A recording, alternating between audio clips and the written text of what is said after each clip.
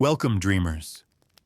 Tonight we dive into one day in 14th century Florence, as a plague doctor listening to the city's final breaths. The air is thick with rosemary and silence. The cobblestones are wet, not with rain, but with the dew of a city that weeps in secret. You're not simply walking through history tonight. You're breathing it in. And I must warn you, most who walked these alleys never walked out again. So before you get comfortable, take a moment to like the video and subscribe, but only if you genuinely enjoy what I do here. You're not just hearing this story, you're living it. Right here, right now, through someone else's eyes. The bells have not yet rung. That's how I know I've woken too early. Or perhaps the bell ringer has finally succumbed to the fever. Either way, the silence feels like a hand pressed gently against my chest. Firm, unwelcome, and very much alive. I sit up slowly. Every joint complains. I reach for the leather mask hanging from the wall peg, its curved beak shadowed like a bird sleeping upright. The linen padding is still damp from yesterday's sweat and vinegar, but I press it against my face anyway. It's not the comfort that matters. It's the ritual. I check the stitching on the gloves. Intact. The right one has a tear near the thumb I meant to fix days ago. The left still smells of garlic and dried rose petals. I slide them on carefully, like sealing away parts of myself I no longer trust. Outside the window, Florence is still shrouded in morning mist, a mist that holds its breath. The rooftops look like hunched shoulders. I step into the fog as if stepping into another skin. No birdsong today, only the faint creak of shutters and the echo of water in the alley gutters. My boots make soft sounds against the stone, like parchment folding. I walk this same route every morning, but the street changes daily. Not in shape, but in energy. Some days it feels hollow, other days swollen, as if the buildings themselves are inflamed with fever. Today, it feels expectant. I pass the bakery. The shutters are still closed. No smell of bread. The sign hangs crooked, nudged by a breeze that shouldn't exist. I adjust the satchel slung across my shoulder. It's lighter than it used to be. Fewer herbs, fewer remedies, more coins I haven't earned. At the corner, there's a cat sitting like a statue, black, one eye clouded. It stares at me as if I've said something offensive. I nod a greeting. It doesn't blink. I wonder who it used to belong to, and if it knows it's free now. I pass a house with a chalk mark on the door, an X. That's all it takes now to write a life's conclusion. Sometimes I wonder how many homes I've marked, whether my hands did it, or my breath, or simply my presence. The irony, of course, is that I've never written an X, never carried the chalk. Yet the symbols follow me like shadows. A cart rolls by slowly, pulled by a donkey who looks as tired as I feel. The cart is filled with bodies, some covered, some not. One arm hangs loosely, fingers curled inward as if holding on to something that isn't there anymore. I don't look away. I nod at the driver. He doesn't nod back. There is a certain etiquette in disaster. One must not show surprise. One must not flinch. I've become very good at both. The wind shifts. Briefly, the smell beneath the mask sharpens. Clove, mint, and something like rot dressed up for mass. I breathe through it as I always do. Not because I'm brave, but because I've forgotten how not to. I reach the square near Santa Croce. Here the pigeons used to gather like little merchants. Now only the statues remain, and the echoes. I pause beside the fountain. It's dry. I stare at the basin, imagining the water that used to dance inside it. Someone once told me that fountains are the city's heartbeat. I press my gloved hand to the marble. Cold. Still. There's a whisper behind me. Just the wind. Probably. But I turn anyway. Nothing. Yet I can't shake the feeling that I'm being watched. Not by a person, but by the city itself. As if Florence is taking attendance, making note of who's still moving. And then I realize something. The bells still haven't rung. They always do by now. They ring at first light. They announce mass, death, curfew, even nothing at all. But not today. Not once. I glance up at the bell tower. Still. Motionless. Not even a bird perched on its ledge. And I feel something tighten inside me. Not fear, exactly. More like anticipation. As if the day has held its breath, and I have accidentally walked in before it was ready. There's a strange kind of quiet I only hear on days when something important is about to end.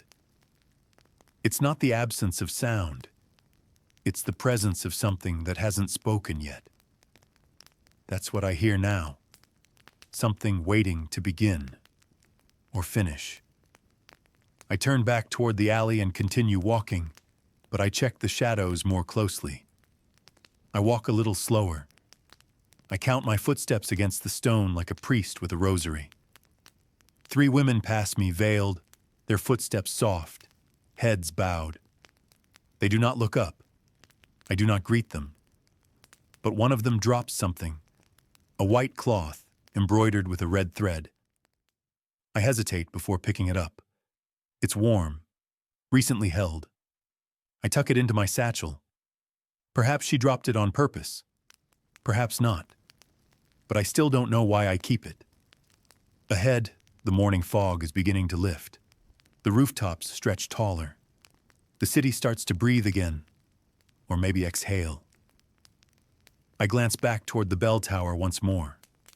Still no sound. And for the first time in weeks, I feel like the silence is asking me a question. What if I'm the last one listening? It's always the same as the sun begins its slow, reluctant rise. Florence exhales her secrets in subtle fragrances. Today, it's vinegar mixed with rosemary, faded incense, and something metallic underneath. Not blood. Not exactly. But close. A kind of iron in the throat that reminds me of biting my tongue as a child. That taste that comes just before tears. I walk east, where the fog thins into golden light. Just enough to see the outlines of clotheslines still strung across upper windows, though there's nothing left to hang. The garments that once swayed like flags now rot in place, frozen mid-waltz with the wind. I pass beneath them like a ghost. Not seen, not expected, only allowed. My staff taps softly against the stones, a rhythm I don't remember choosing, but one I follow daily. 1, 2, pause. 1, 2, pause.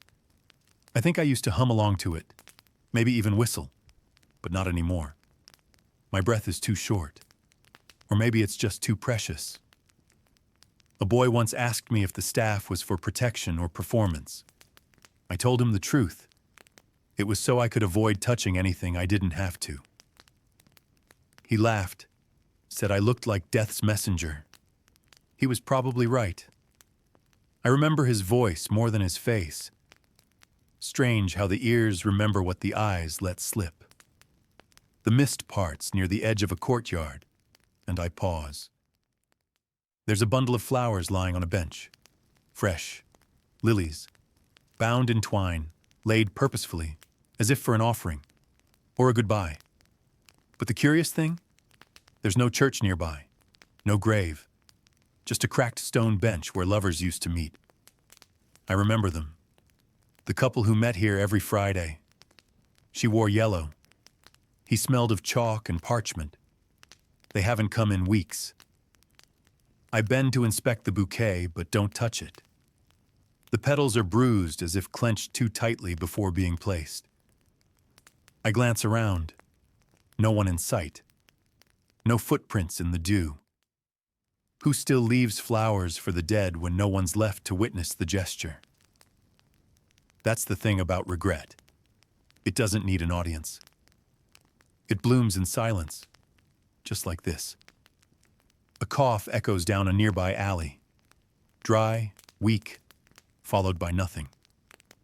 I follow the sound. At the far end, where the buildings narrow like closing hands, I see a figure hunched near a doorway, cloaked, maskless, holding something to their mouth. I approach slowly. My presence often frightens the living more than comforts them. The mask, the coat, the smell. I understand why. I look like a warning. I sound like a verdict. They look up. A man. Maybe. Thin. Eyes sunken. Not afraid. Too late for me. He rasps before I even ask. I squat beside him, careful not to touch anything but the cobblestone. Water? I offer. He shakes his head. No thirst left. He's cradling a leather-bound book, pages warped by humidity and fever sweat. Confessions? I ask. No, he says. Recipes. That catches me off guard. He opens it with shaking fingers.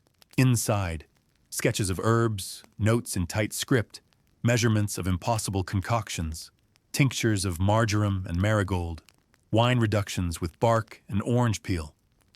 My wife made these, he says, before the fever took her. She believed in healing through taste. She was an apothecary? I ask. He smiles faintly. A cook. I want to ask more, but his breath catches. His hands tremble. A drop of something dark falls on the page. Not ink. I pull a small vial from my satchel, not because it will save him, but because I need to do something. Anything. He watches me prepare it. Too late, he repeats. I nod. I know. He holds out the recipe book to me. Keep it, in case someone survives. I hesitate.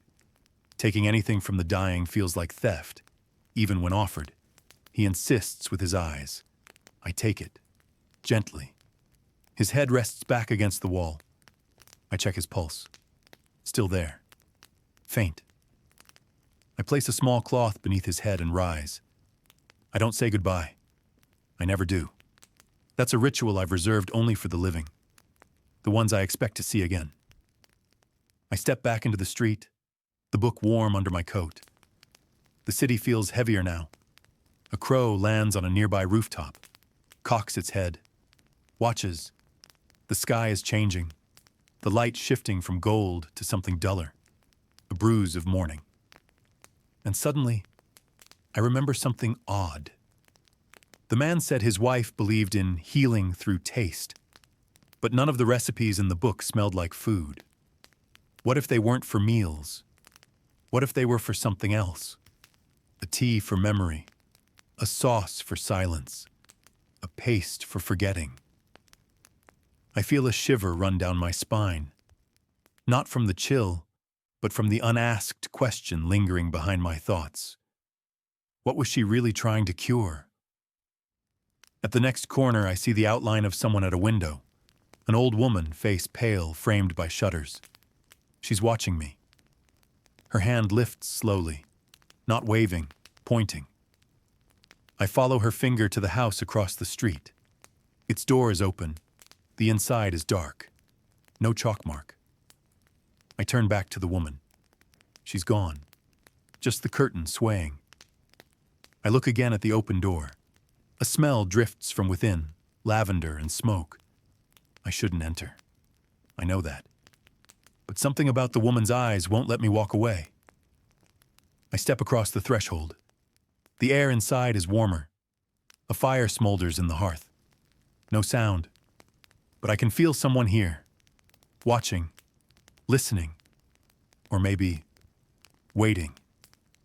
And again, I hear that same question form, uninvited, inside my head. What if I'm not the one observing the dying city? What if the city is observing me?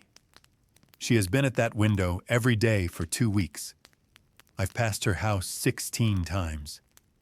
Each time she sits behind the glass like a statue of patience wrapped in crimson wool. She never waves, never smiles, just watches. Her presence is quiet, still, expectant. Except today. Today she's not behind the glass. Today she's at the door. I notice her before I mean to. I was meant to pass straight by. Head down, footsteps light, no lingering. But the door is ajar, and she's there, standing on the threshold, her red shawl clutched tight across her chest. Not afraid, not hopeful, just ready. I pause, unsure whether I should speak. She does it first. "You've walked past me 16 times, she says. Her voice is soft but clear, as if it's been saving itself. I nod slightly. I remember. She tilts her head. "But never once did you look up." "I look up," I say. "Just not when people are watching." She smiles at that. The kind of smile that belongs in a different century. Before the coughing started. Before the air turned sour. "I have something," she says. My throat tightens. That phrase, "I have something," can mean so many things now. A symptom, a relic, a confession. I say nothing. I let the silence ask for me. She steps back and opens the door fully. I hesitate on the step. My hand tightens on my staff. My other reaches for the mask's beak, as if to remind myself that I'm already shielded. Still, the smell hits me instantly. Not death, not illness, not the sour, herbal stink of too much rosemary boiled in too little hope. No, it's cinnamon, and apples, and something else. Sugar? The scent pulls me forward like a memory with arms. Inside, the house is dim. Candles flicker on a table set for two. A teacup rests in front of the second chair. Empty. Waiting. She closes the door behind me gently. No lock clicks. No words spoken. I stand just inside the room, unsure what I'm being asked to witness. Then she places a small box on the table. It's carved from olive wood, polished but scratched. A simple clasp. No decoration. She looks at me. "I made this 16 years ago. I've only opened it twice." I wait. She opens the box. Inside, a ring, a folded letter, and a lock of hair tied with blue thread. She doesn't touch them. "Florence," she says, "has forgotten how to remember. We bury everything now. Names, promises, even the dead are buried twice. Once in ground, once in silence." I find myself holding my breath. The air here is thick but clean. No rot, no chalk dust, no bile on the walls.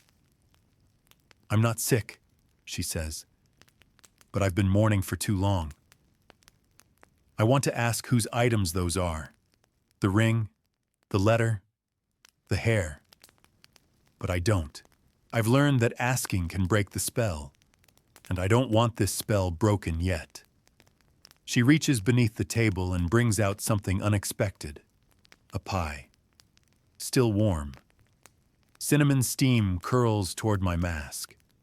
It fills the beak, lingers behind the herbs. And for the first time in what feels like years, I feel hunger. Real hunger. Not the kind that growls from the belly, the kind that stirs in the chest. "You'll eat nothing here," she says with a wry smile. "You can't." I know. She places a slice on the plate anyway, for the empty chair. I speak finally. "Why now?" "Because tomorrow I might forget I ever baked at all," she says. "And I want someone to remember that I did." There's something so simple about that. So human. So heartbreakingly precise. She tears off a piece of crust and places it next to the ring in the box. "I used to think memory was what stayed with us," she says. "But now I wonder if it's what we leave behind for strangers to find." She closes the box again, clasps it. Then she looks up at me with steady eyes and says something I wasn't ready for. "Take it." I shake my head. It's not mine. It is now, she says. You're the only one I trust to forget it gently. I don't know what to do. I've taken letters, books, coins, but this is someone's love, compressed into wood and velvet. I reach forward, slowly, carefully, and place it into my satchel beside the apothecary's recipe book. 2 lives, 2 stories, neither mine. I turn to go, but before I reach the door, she speaks again. There's something under the floorboards in the front room. I never dared open it. I stop. What is it? She shrugs. It wasn't mine to begin with, but the scratching only started last week. That freezes me. Scratching? I echo. She nods once, calm, matter of fact. I look down at the wooden floor beneath my feet. It looks solid, worn, but even. I step carefully back into the front room and listen. Nothing. Then, barely, a faint sound. Not loud, not urgent, just persistent, like nails against old wood.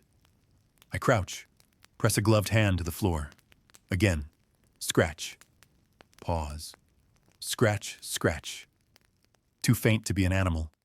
Too rhythmic to be a branch or wind. I tried to forget it, she says from the doorway. But it's hard to unhear a question once it's been asked. What kind of question? She doesn't answer.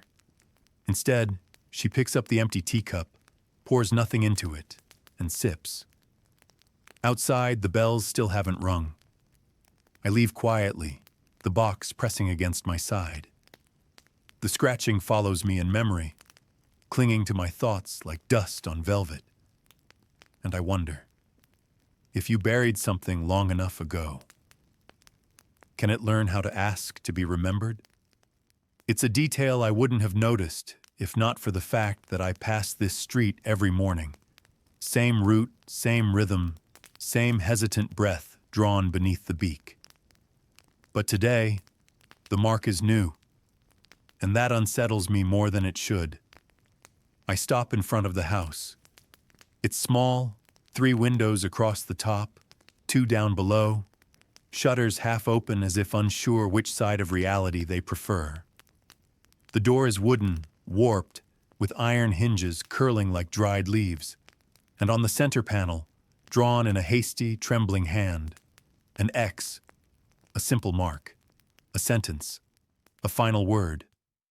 But I know, with the certainty of routine, that this door was clean yesterday. No chalk, no mark, no sign of sickness. I kneel slightly to examine the lines. The X is too crisp. The powder still clings to the grain of the wood, bright against the darker panels. Recent. What troubles me isn't that someone has fallen ill. It's that someone has written this quietly, without record, without notice, in a part of town where every death is usually catalogued like market bread. I step back and look up at the windows. Still. No curtains shift.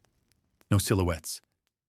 The house is silent in that too clean way, like a room that's been recently scrubbed of life. I reach out and press the door. It opens. Unlocked. A mistake, perhaps. Or an invitation. The smell that hits me is wrong. It's not illness, not decay. It's something faintly medicinal, clove, fennel, oil of wormwood, and beneath it, beeswax polish. The scent of care. Deliberate, tidy care. I step inside. The door creaks gently shut behind me, as if exhaling. The room is neat. Chairs tucked in. No dust. A candle burned down to the base sits on the mantel. Someone lived here yesterday, but no one remains. I glance to the left. Kitchen, cold stove, clean counter. No plates, no crumbs, no signs of breakfast. To the right, a narrow hallway leading deeper.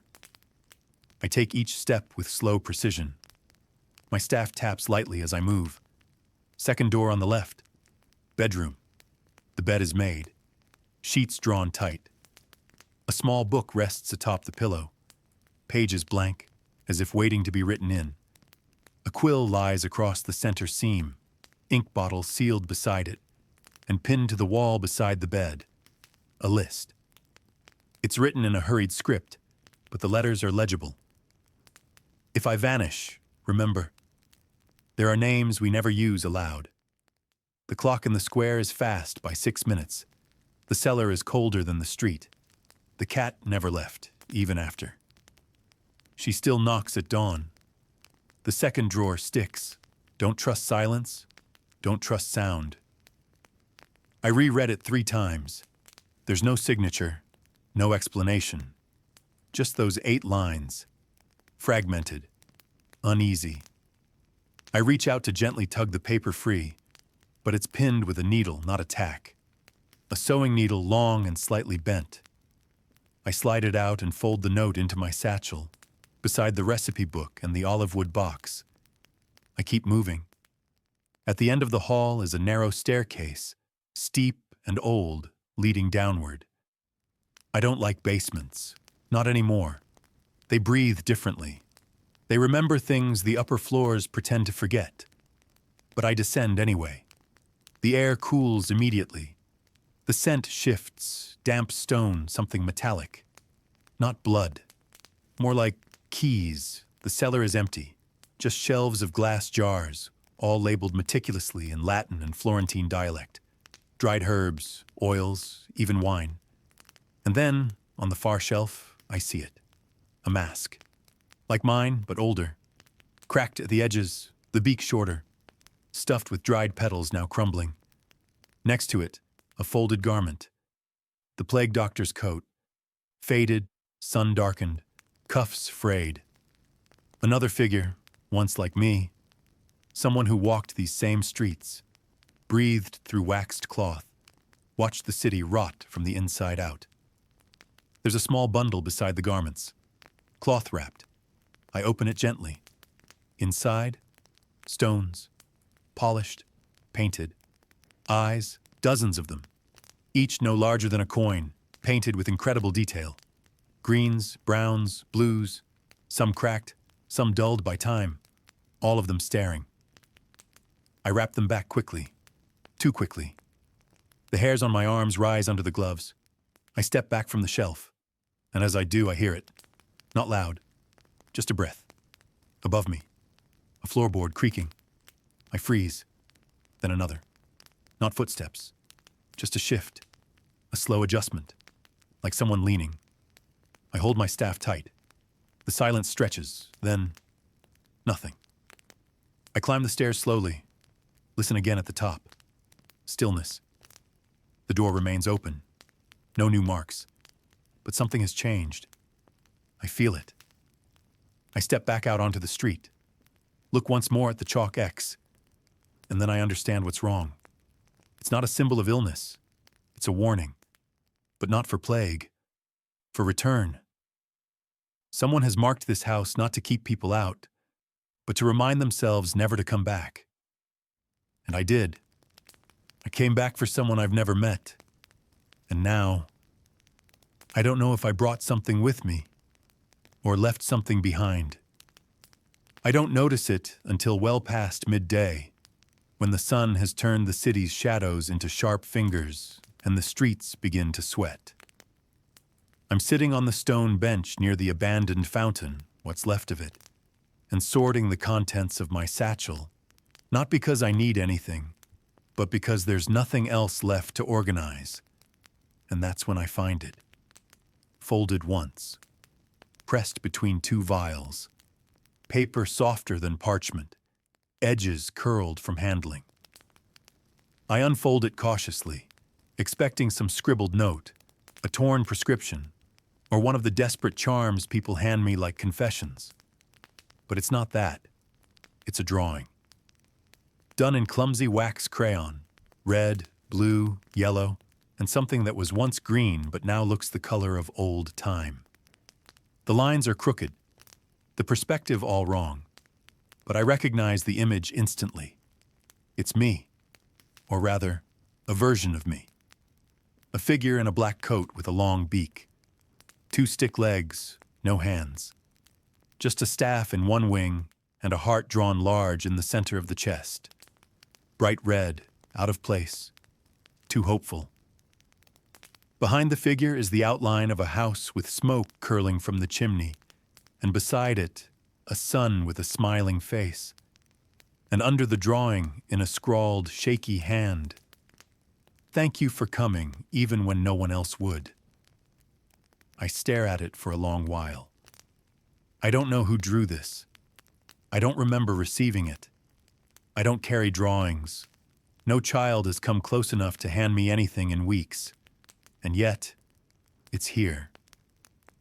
I trace the heart on the chest with a gloved finger. It's messy, out of proportion, but drawn with care. The sort of thing a child might do for someone they admired, or pitied, or both. I look around, half expecting to see a small face peeking from a window, some little hand waving, but the street is empty. Even the cat has vanished. I fold the drawing slowly, trying not to crease the lines more than they already are, and tuck it into the side pocket of the satchel, away from the others. The recipe book, the wooden box, the letter with the warning list. Those things carry weight. This one carries breath. I rise from the bench. Something lightens in my chest, briefly. Then, footsteps behind me, software cautious. I turn sharply, staff in hand, but it's only a boy, 10, maybe 11. Clothes too large, face too thin, hair like straw after the rain. He freezes when he sees me, as if unsure if I'm real. "You're the doctor," he says. I nod slowly. I am. He hesitates, then walks forward, arms tense at his sides. "I left something," he says. "Where?" He points toward the alleys behind the market. "In my uncle's house. I wasn't supposed to go back, but I left it." I wait. It was a horse, not a real one, a wooden one. I carved it. His voice cracks. Not with tears, just age. I nod again. "You want me to find it?" He shrugs. "Number I just wanted to tell someone." He turns to go, but then stops and glances back. "There's a window," he says, "on Via delle Pinzocere. Has a red curtain. If the curtain's out, it means it's safe to come close. If not, don't." I don't ask who taught him that. I don't ask if he lives alone now. I simply say, "Thank you." He disappears down the alley like a whisper that never finished forming. I follow his direction slowly, not to look for the wooden horse, but because something about that street draws me. The name, the curtain, the code of survival etched by children. I find the window. The curtain is drawn. Behind it, silence. I turn back. But now the drawing in my pocket feels heavier. I remove it again. Hold it up to the sunlight. The crayon colors catch the light differently now. The sun in the picture seems too bright. The heart too bold. And suddenly, a question blooms in my mind like a stain. What if I didn't receive the drawing? What if I drew it? Not with my own hand, but with my memory. What if my mind, exhausted, stained by grief, inserted the image, folded it perfectly, placed it where I would find it just when I needed to? Because I needed to. Because something in me is trying to keep me human. I clutch the satchel closed. Because either way, child or no child, something inside me made this. And that frightens me more than any empty house or unmarked grave. Because it means the line is blurring. Between what I see and what I need to see. Between what I carry and what carries me. A breeze stirs the street, lifting dust and the faint smell of wine spilled on old stone. And then, just as I begin walking again, I see something that stops me cold. A chalk X, not new, not faded, but identical to the one on the door I visited earlier today. Same slant, same size, same imperfect left stroke. But it's on a different house, a house I've never approached. I look around, no signs of recent movement. I walk toward it slowly, unwilling, and place my hand on the stone, still warm from sun, undisturbed, and carved into the base of the wall, beneath the X, barely visible. The eyes forget, but the hands remember. I take a step back. I don't know what that means, but I know it wasn't there yesterday, and I know it wasn't meant for anyone else. I know it was left for me. And suddenly the drawing in my pocket, the boy's voice, the woman's warning about scratching floors, all of it curls around a single unspoken question. What exactly am I leaving behind? When I think I'm simply passing through. I hadn't meant to come this way again. Not today. This street winds too close to memory. And memory, as I've learned, is the only thing that decays slower than the body. But my feet bring me here anyway. Past the shuttered stall with the broken scale. Past the fountain that hasn't trickled in weeks. And there it is. The blue door with iron studs shaped like small flowers. Slightly ajar. She never used to leave it open. I pause beneath the lintel.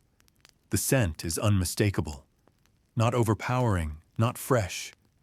A residual sweetness that clings to the plaster walls. Roses steeped in alcohol and ambergris. Lavender layered beneath like a whisper. It's what she always wore. Even when she was just sweeping the stoop. She told me once that a good perfume wasn't a scent. It was a memory disguised as air. I push the door gently. It doesn't resist. The shop is as I remember it. Shelves filled with colored glass bottles, many still upright, most dusty. The light from the high windows falls across the counter where she used to sit, mixing tinctures with a silver spoon she always insisted was inherited. And yet, she isn't here. Of course she isn't. I told her not to stay. Told her twice. The fever had taken the house behind hers, the candlemaker's wife, then the baker's son. But she was stubborn. She said the city needed to remember how to feel beautiful, even now. Even when it reeked of vinegar and grief. A small bell above the door chimes softly as the wind shifts. It shouldn't chime. The mechanism rusted through a month ago. I repaired it myself. I know what I did. And yet it chimes. A warning? A welcome? I step further inside. There's a stillness here unlike the others. Not absence, not rot. A kind of held breath. I pause by the shelf marked Remedies. Her handwriting, slanted, graceful. Beneath the label, tincture of hyssop, poppy oil, sage infusion, essence of winter apple, all sealed, all untouched. But one bottle is missing, and on the counter, in its place, is a note. I drank the last of it, not for healing, just to remember how it burned. No signature, just a small smear of rose wax. I sit on the stool behind the counter, the one she'd sometimes let me use if I came in late enough, after the real customers were gone. She used to brew tea there, not the bitter herbal kind, but jasmine, served in porcelain she swore was from Venice. I stare at the shelves and try to imagine her fingers arranging the vials. She once told me she could identify 27 types of sadness just by scent. Despair, she'd said, smells like dried juniper and unopened letters. Guilt is crushed mint on someone else's sleeve. And joy. Joy doesn't linger. It's there, and then it's gone. There's a crack in the wall behind the counter now. Thin, vertical. Like the house itself has begun splitting from grief, or perhaps longing. I rise and walk into the back room. The bedroom. Her bed is made. A thin shawl lies folded at the foot. On the nightstand, a dish of dried petals. No letters. No sign of panic or packing. Just presence. As though she might return from the market at any moment and scold me for snooping. I notice something under the bed. A box, plain, cedar wood, no lock. I pull it out slowly. Inside, folded linens, a pair of gloves, and a journal. I lift the book gently. The cover is worn suede, the corners softened by handling. I open to the middle. It's not her handwriting. The entries are dated 4 years before I ever met her. The words are halting, uncertain, not in her voice. Yet the name she signs is hers. And then I see the final entry. They say I must leave. But I've already done that once. I don't have it in me to start over again. I'll stay.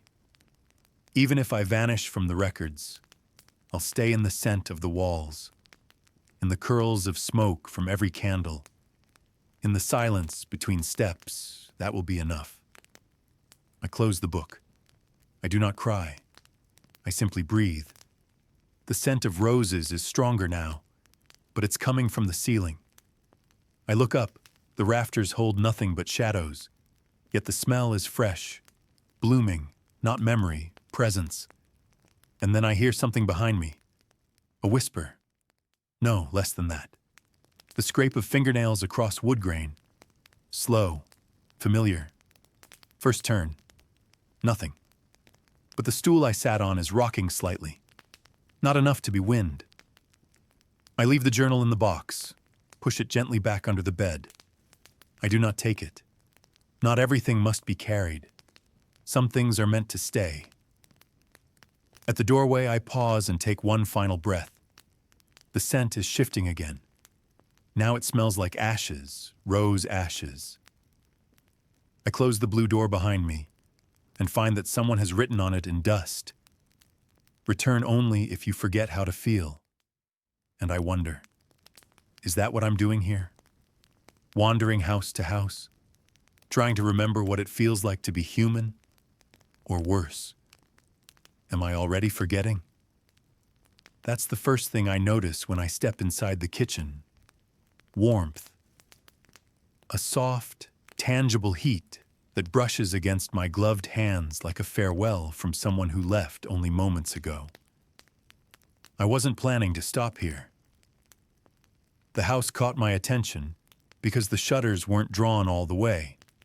A sliver of light pushed through the crack, falling onto the street like a slanted invitation. I stood staring at it for a while, unsure whether to move on. Then the wind shifted and carried something past me. Not the sour rot of fevered linen, not the bitterness of vinegar or the damp scent of sealed stone. It was bread. Warm bread. I don't know what made me follow the smell. Habit, maybe. Or a part of me that still flinches at the idea that someone, somewhere, might be left inside. Waiting. The front door was unlocked. Slightly ajar. The threshold swept clean. Inside, silence. But not the stale, suffocating silence of a sealed house. This silence still breathes. The kind you find in a room someone just left. A warm chair, a forgotten spoon, an open window that was closed just moments ago. I step into the kitchen. The oven is built into the stone wall, brick-lined, iron-doored, soot-stained from years of loyal service. The scent of baking lingers in the air. Flour, yeast, a hint of caraway. It smells like morning, like comfort. And sitting on the counter, wrapped in cloth that hasn't yet cooled, bread, loaf-shaped, cracked on top, golden at the edges, fresh. Someone made this today. I reach out, then stop myself. I can't touch it. Not with these gloves. Not with these hands. Instead, I lean closer and breathe in through the mask's beak, letting the scent curl around the herbs inside. It's astonishing how something as simple as the smell of bread can undo a day's worth of dread. And then I hear it. Not a voice, not a creak, a whimper, faint, high-pitched, from the next room. I move cautiously, footsteps slow, staff gripped in one hand, the other ready to lift the mask if I must speak. The hallway is narrow, the wallpaper peeling in polite silence. I reach the second room on the right. The door is half closed. I push gently. Inside, a cot, a blanket, and beneath it, movement, a child, small, curled, awake, eyes open, staring. No tears, just that glassy, waiting look I've seen too many times. I kneel by the bed. My knees creak louder than the floorboards. "Are you alone?" I ask softly. The child nods. I can't tell if they're a boy or girl. Doesn't matter. Their hands are tucked beneath the blanket, and they're breathing shallow, but steady. "When did they leave?" I ask. A pause. "They said not to move until the bread was done." I glance toward the kitchen. "How long ago was that?" "I don't know," the child whispers. "There were birds then. There are no birds now." I look around the room, clean, quiet, no signs of illness, no soiled cloths, no empty bottles, only 2 chairs, 2 plates, $1. They were a family once. I rise and go to the kitchen. I tear a corner from the loaf. No mold, still soft inside. I bring it back and offer it gently. The child takes it with 2 hands. "Thank you," they say. I wait until they finish chewing. "Do you know where your parents went?" "They didn't say." "Do you remember their names?" "Yes, but they don't tell me." I nod anyway. "Do you want to come with me?" The child hesitates, then shakes their head. "They said to stay." I look around the room again. The air is still warm. There are no chalk marks on the door, no signs of plague, no evidence of where they went. Just one child and a loaf of bread. And silence. The kind of silence that holds a question with no answer. I leave a small sachet of dried mint and rose beside the cot. It's useless as a cure, but the scent is comforting, calming. "Will you be all right?" The child nods. I want to believe them. I stand slowly, bones aching, the mask shifting slightly against my cheek. At the doorway, I pause. "Is there anything you want me to tell them if I see them?" The child thinks for a long time. Then, "Tell them I didn't cry." I nod and leave. Outside, the light has changed. Florence glows with that pale yellow hue that happens just before dusk. The kind of light that makes even ruined things look briefly beautiful. I glance back at the window. The curtain shifts. Maybe it was the wind, maybe not. I walk on. The scent of bread lingers, and I wonder, what kind of love keeps baking in a house where hope has already left? And then I realize something strange. The loaf I tore was whole, not sliced, not shared. It was still perfect, which means no one took the first piece, which means the child waited not for the bread to be done, but for permission. And I never gave it. So what exactly did they think I was? It happens just after I turn the corner past the old herbalist's stall, the one with the burnt awning and the jars of dried poppy heads still collecting dust in the window. I hear the clop of hooves first, slow, deliberate. I brace for a cart, maybe a burial wagon, maybe a late courier with bad timing. But it's just a horse, alone, chestnut brown, flanks streaked with sweat. No bridle, no rider, but saddlebags, thick, leather, and bulging with parchment. The horse stops as I approach, not startled, not frightened, just aware. I reach a hand out slowly, palm open. It doesn't flinch. The smell of the animal is sharp, sun-warmed hide, straw, dust, and old ink.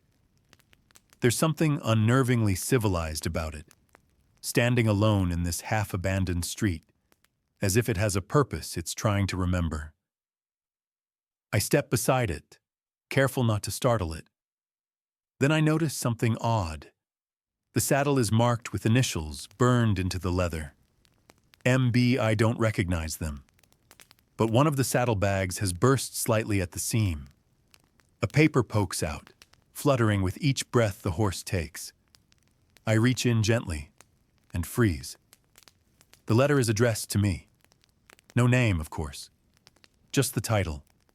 To the masked doctor of the southern quarter. I stare at it for a long while before opening. Inside, 5 sheets of thick parchment written in tight, looping script. The first line reads, "I know what you're doing." And then, "I know you think you're only observing, only documenting. But Florence is watching you too. You've left fingerprints in places where memories used to be, and now the city remembers you." My hand trembles slightly. I read on.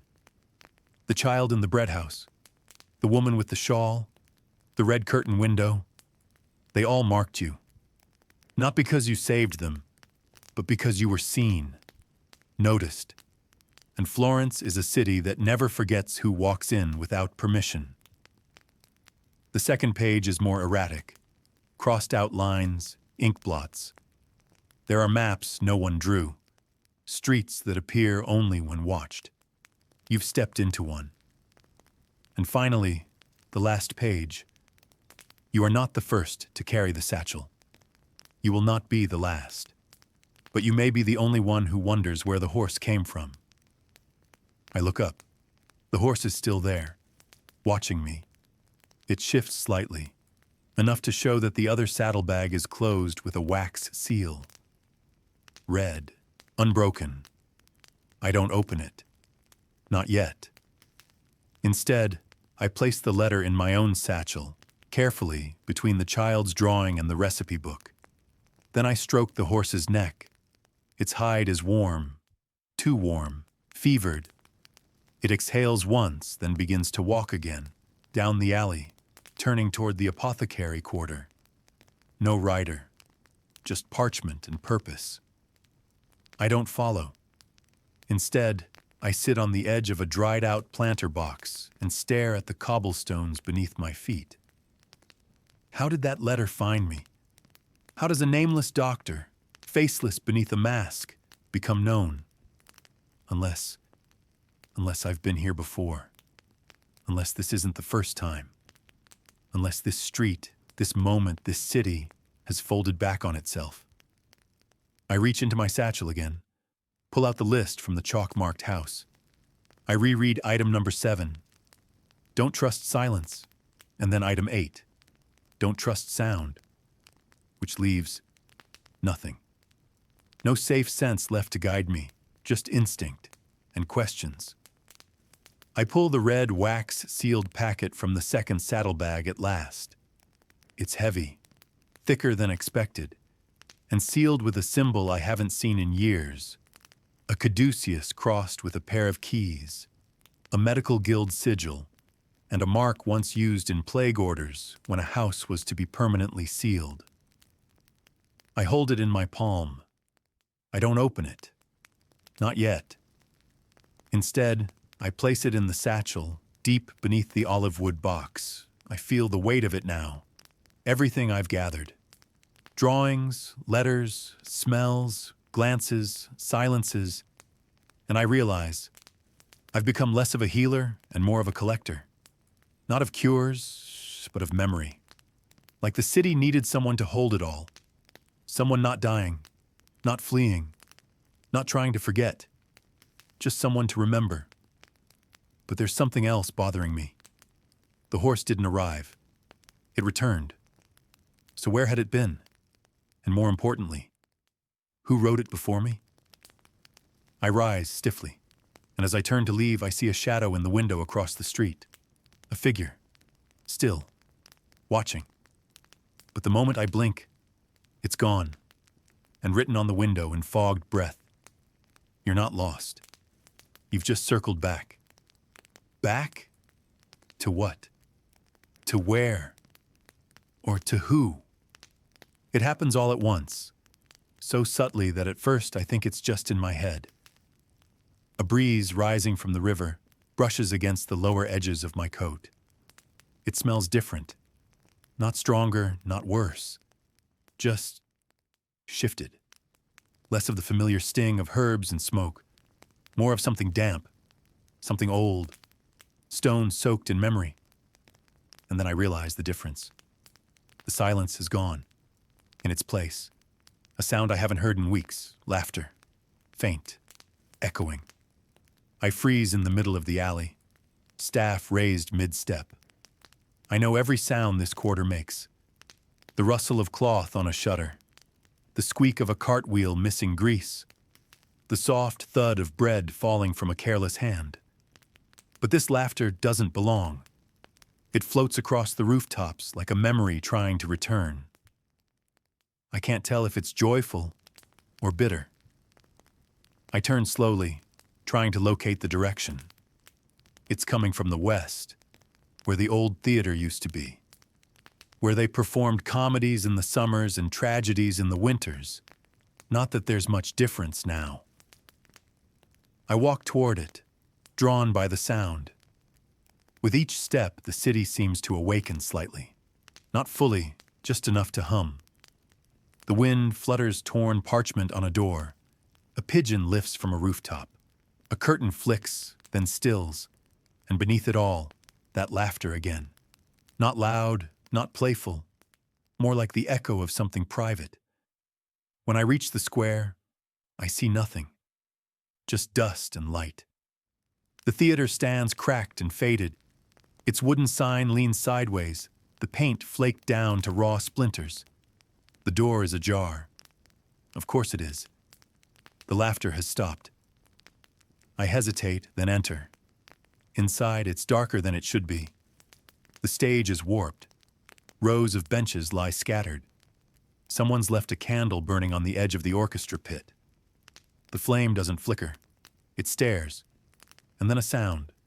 The soft creak of a seat shifting. I glance up. There in the middle row sits a figure. Still, wrapped in shadow, watching the stage. I clear my throat quietly. No response. I climb the steps slowly, each creak beneath my boots a question. As I near, I see more. The figure is a man, or perhaps a woman. Tall, cloaked, maskless, hands resting in their lap, folded neatly. Eyes open, but not alert, not blinking, not alive. I sit down 2 rows behind them. I don't know why. Maybe to rest, maybe to wait. But something in the silence has changed again. It's no longer hollow. It's thick, expectant, like a breath before a monologue. On the stage sits a chair. Nothing else. No actors, no audience. And yet, for a moment, I imagine a performance in progress. Laughter again, fainter this time, almost imagined. A memory or a trick? I glance at the figure again, still unmoving, eyes glassy, skin pale in a way that feels too recent to be natural. I lean forward. Who are you? The figure does not answer, but at their feet, something glints. A mask. A doctor's mask. Like mine, but older. Cracked. The beak shorter. The eyes clouded. And then beneath the mask, papers. I reach forward, lift one carefully. A playbill, dated 3 years ago. The title, The City That Forgot Its Own Name. I scan the list of characters. One is simply labeled The Watcher. Another, The Collector of Shadows. The rest are marked To Be Cast. At the bottom, a handwritten note. If no one speaks, does the city still remember the lines? I fold the paper, and then I see the final detail. On the back of the playbill, scribbled in hurried charcoal, "Don't turn your back on the stage. Ever." I freeze. I glance toward the platform. Nothing has moved, and yet the candle has gone out. Snuffed. I didn't see it happen. I didn't hear it. But the smoke still curls. I rise slowly. The figure beside me remains seated. The mask untouched. The bench beneath them clean, dustless, a placeholder for someone who refused to leave. I descend the stairs and exit the theater, back into the square. The wind has changed again. Now it carries music. faint. A violin, but too high-pitched, almost more like a reed pipe, and it's coming from everywhere and nowhere. I grip my staff tighter. Something is shifting. Florence is changing shape beneath my feet, and not randomly, intentionally. A design I can't yet see, or refuse to. As I begin walking again, I pass a wall marked in chalk.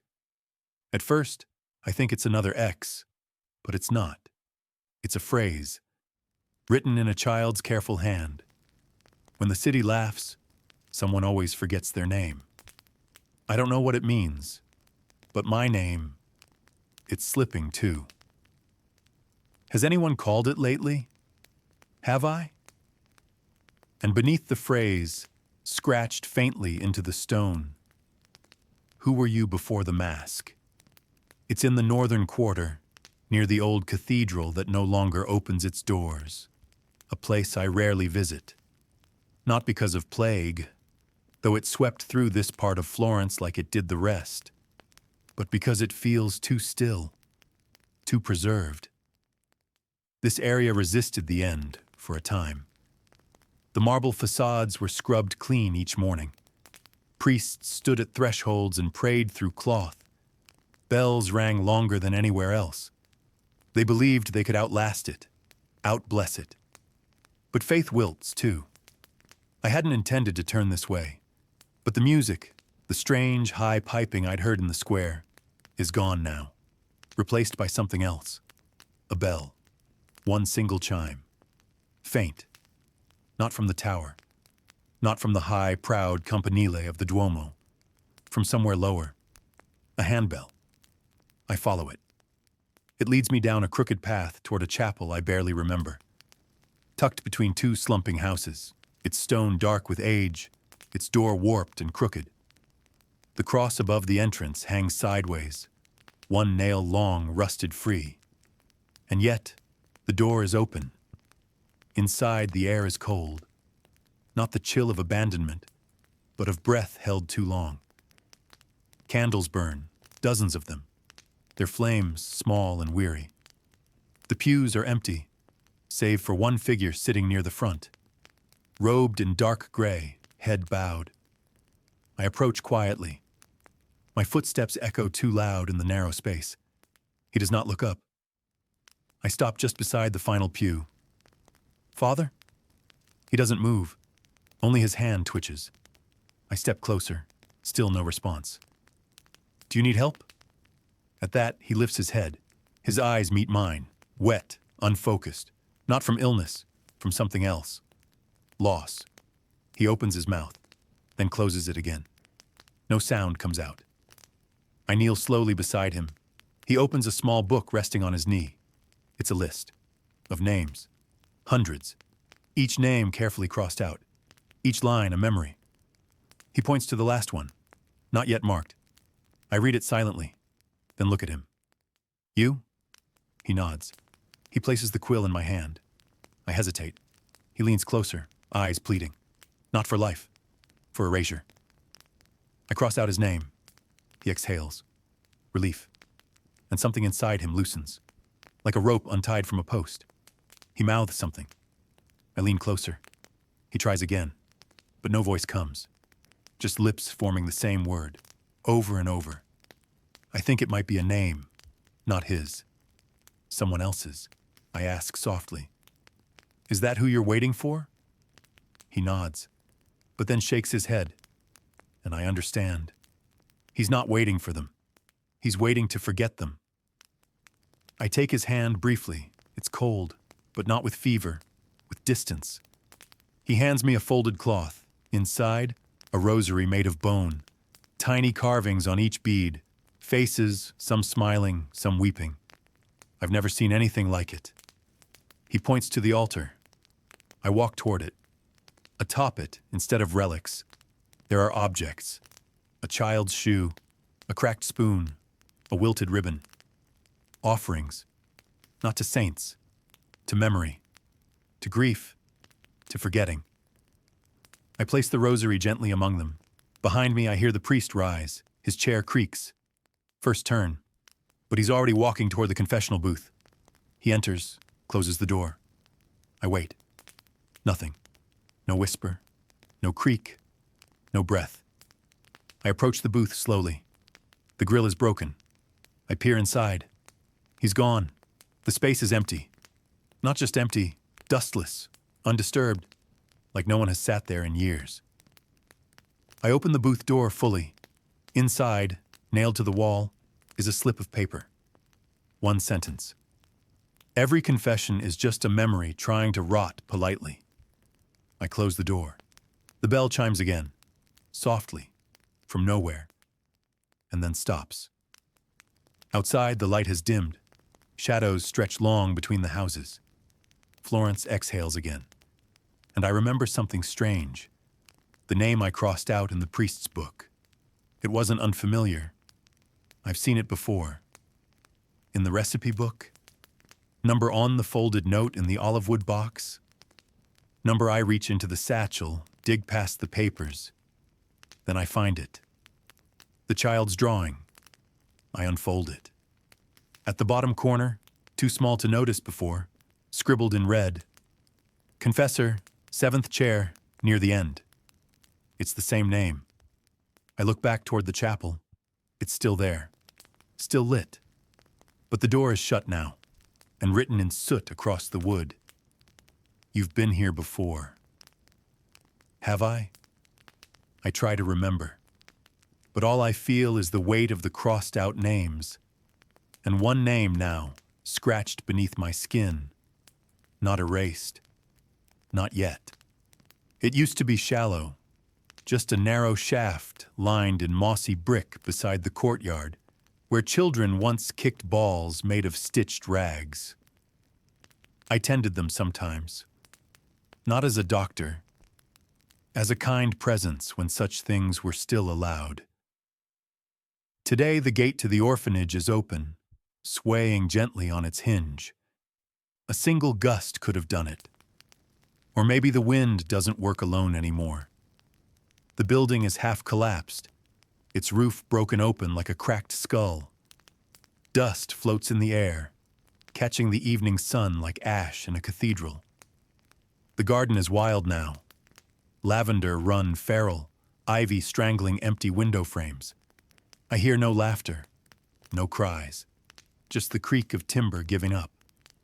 But the well, that's what draws me in.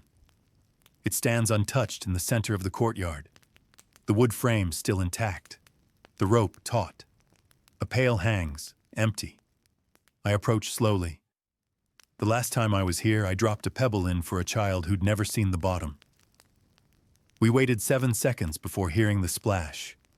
She'd counted aloud, like it was a game. Maybe it leads to another city, she whispered to me. One with no coughing. Now I wonder. I pick up a small stone, flat, warm from the sun. I drop it in. 1, 2, 3, 4, 5, 6, 7, 8, 9, 10. Silence. No splash. I lean over the edge, careful not to lose balance. Peer down. Darkness. Not just shade. True dark. As if the well no longer ends. I lower the bucket slowly. The rope goes slack. I pull it back up. Inside the pail, not water, paper. Dry. Folded. I open it. One word. Keep. That's all. No signature. No markings. Just keep. A command? A plea? A warning? I tuck the note inside the satchel.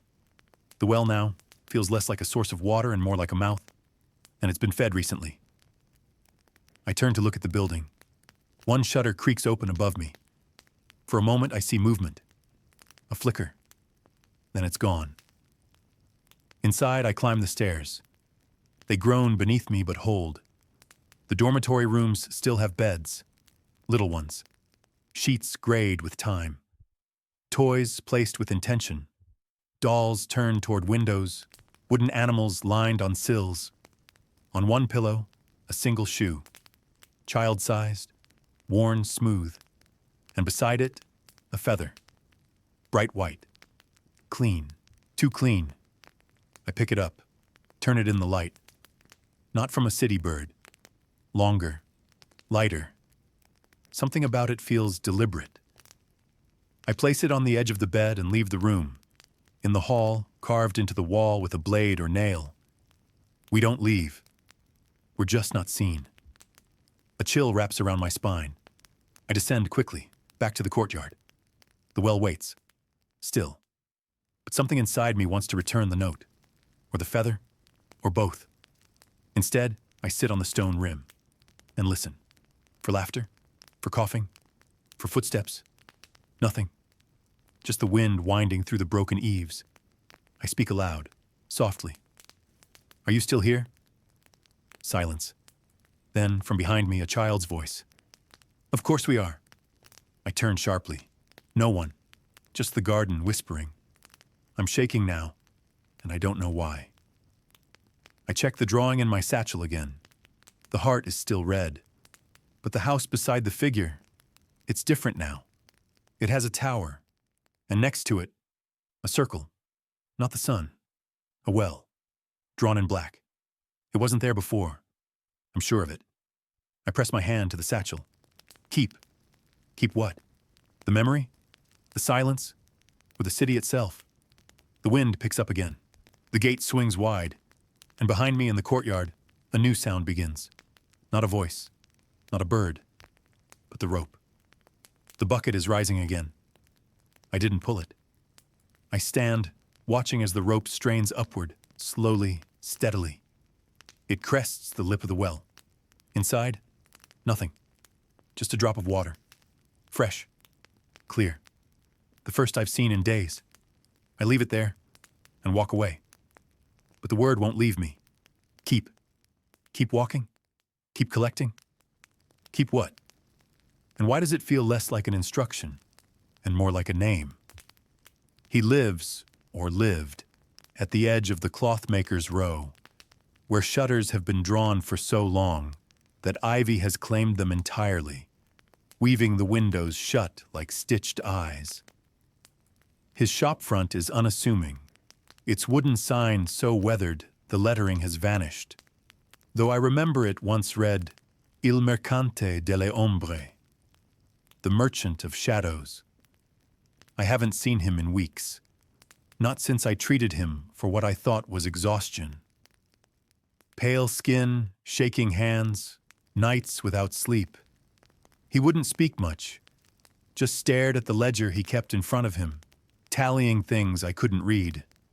Symbols, not numbers, spirals and dots and little branches that curled like veins. I enter the shop.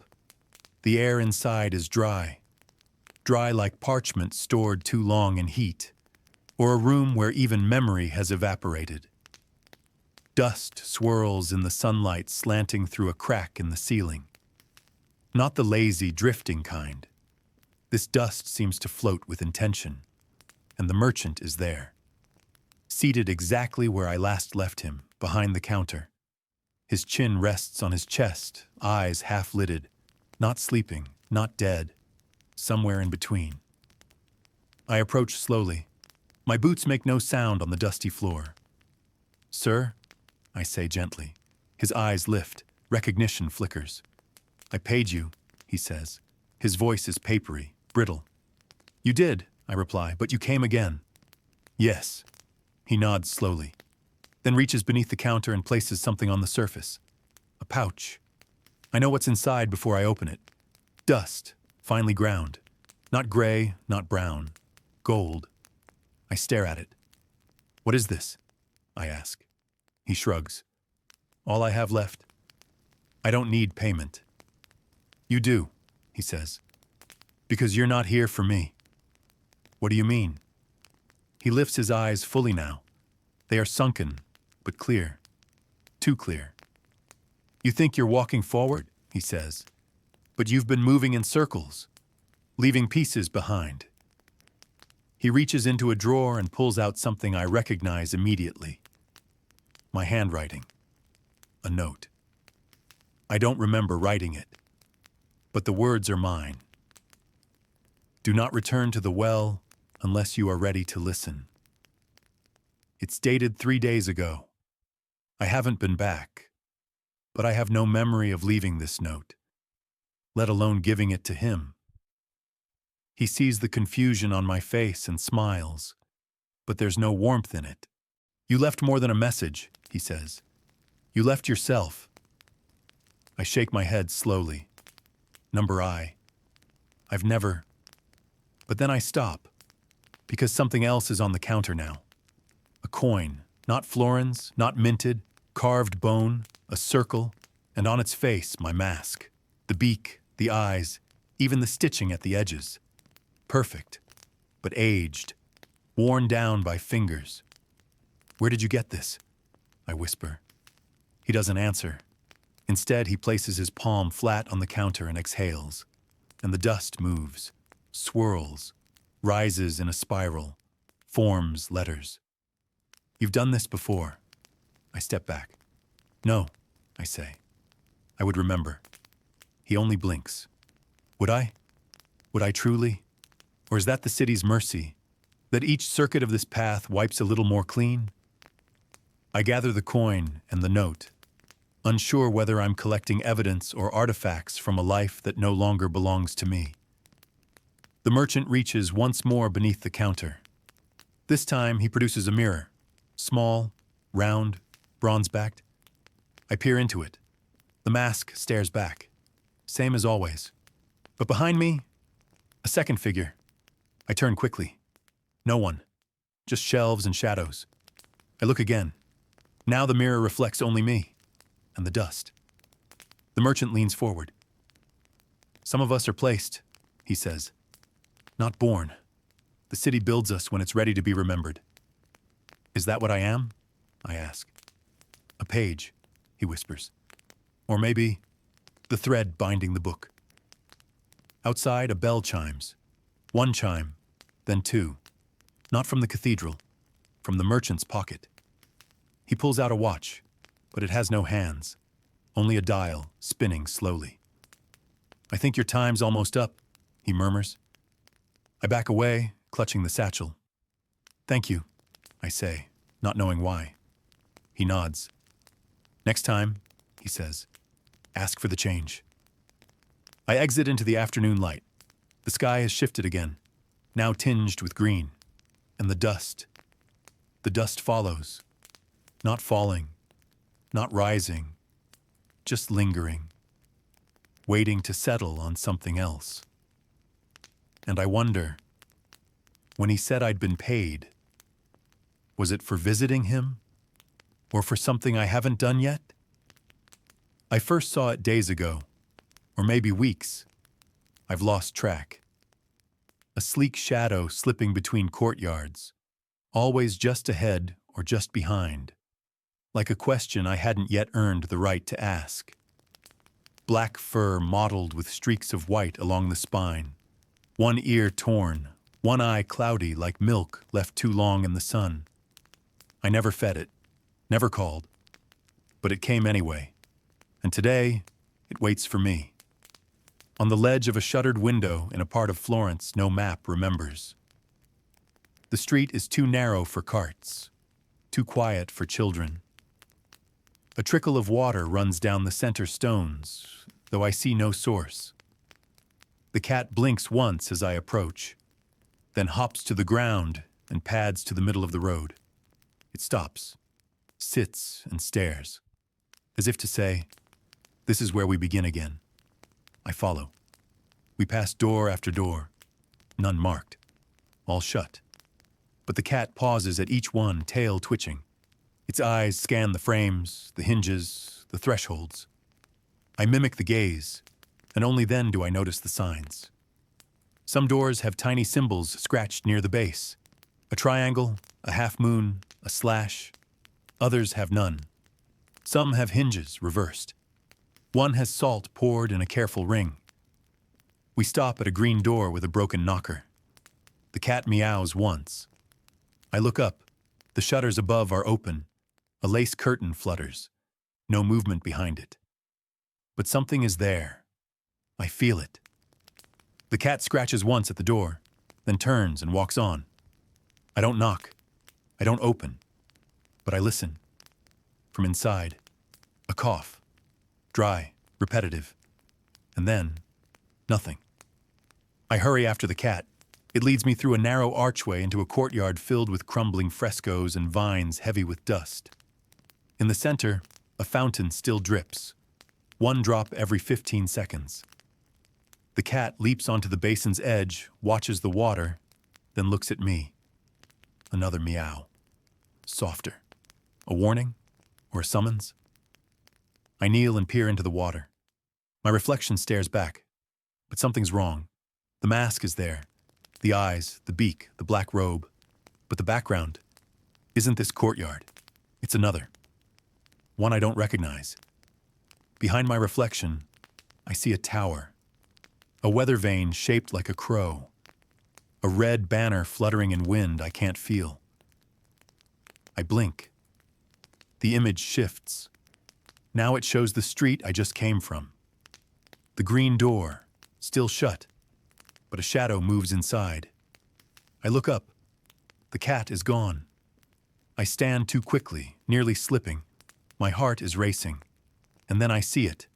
Near the base of the fountain, a small bowl, half filled with milk, still warm, and beside it, another drawing, crude, childlike, a black cat, and me, standing side by side beneath a moon made of gold leaf, and under it, a single phrase. He sees you now.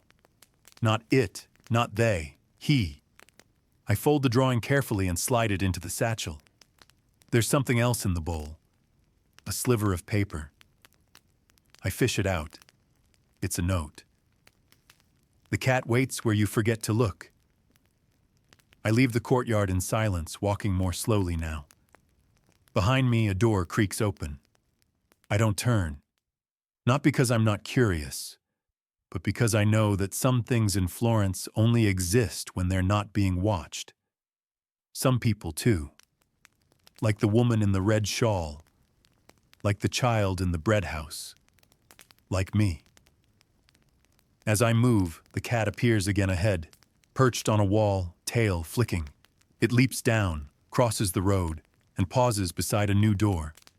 This one's cracked open. I step closer. Inside, darkness. But I hear something, a whisper of wind, and then a single word. My name, I think. But I don't remember telling it to anyone. I never said it out loud. Not once. And yet the voice knows it. Knows me. The cat slips inside. I step back. I can't. Not yet. I close the door gently. Mark it in my mind. This is a place I will have to return to. When I'm ready. If I'm ever ready. The cat's eye gleams once through the crack, then vanishes. And I wonder, has it always been leading me? Or has it been following? And what happens when it stops? I find it not in a house, nor tucked beneath a door, but left in plain view, balanced delicately atop a stone bust of a forgotten noble in a dead-end alley I've never walked before. Which is odd, because I know this city. At least I thought I did. Florence has unfolded herself for me like a well-worn page. Curled edges, faint ink, the places I've read over and over. But this alley feels fresh, or recently remembered. The bust itself is worn smooth. The face has eroded, nose vanished, one eye melted by time or fire. The plaque beneath it is blank. And yet, someone has placed the letter here, where it shouldn't be. The parchment is stiff. The seal isn't wax, but hardened soot, as if someone pressed it with something still burning. A small curl of smoke rises even now, as if the seal never stopped smoldering. I hesitate, then break it. The letter is 3 pages, and every word is mine, written in my hand, dated, 1 year from today. But that's impossible. The opening line is short. If you've made it this far, then so did I. I sit down slowly on the edge of the fountainless basin nearby. The writing is calm, unrushed, like a man or a version of me who had already surrendered to what the city required.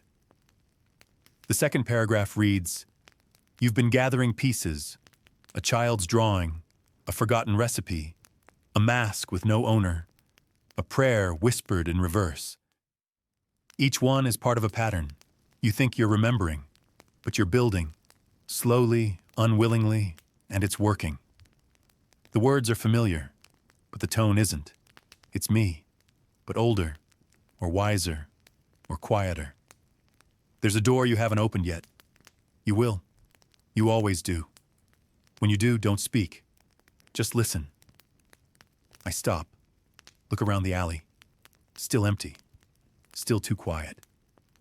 And then the last line, scrawled with a different kind of urgency. You've already died here once, maybe more. The city won't tell you how many times, but it will remember each version, and so will you. Eventually. I reread that line again and again. Died? Versions? I press my gloved hand to my chest. My heart still beats. Slow. Measured. Real. Doesn't it?